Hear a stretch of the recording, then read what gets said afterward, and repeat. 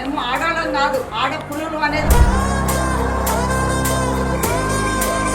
ఈ ఆపోజిషన్ లీడర్లకి నిద్రపట్టక మా మీద ఏదో ఒక ఆరోపణలు చేసి ఒకడేమో అమెరికా పోతుందని చెప్తారంట. అమెరికాలో మా కుటుంబం ఉన్నది, పోవాల్సి వస్తే పోతాము, అంతేగాని పాలకుర్తిని వదిలిపెట్టి ఎట్లా పోతాము? పాలకుర్తిని వదిలిపెట్టి ఫోన్ పెట్టాలి, అంతేదో చూసే పోతా. అత్తా కూడా పాలకుర్తిలోనే ఉన్నాము. తన అధికారపూర్వకంగా తన పనులు చేసుకుంటుంది, నేను పార్టీ పూర్వకంగా నేను పనులు చేస్తున్నా, పార్టీని కాపాడుకుంటున్నాం. ఇక్కడ అత్తా కోడలంటే మీకు అంత హీనంగా ఉందా? అంత అలుసుగా ఉందా?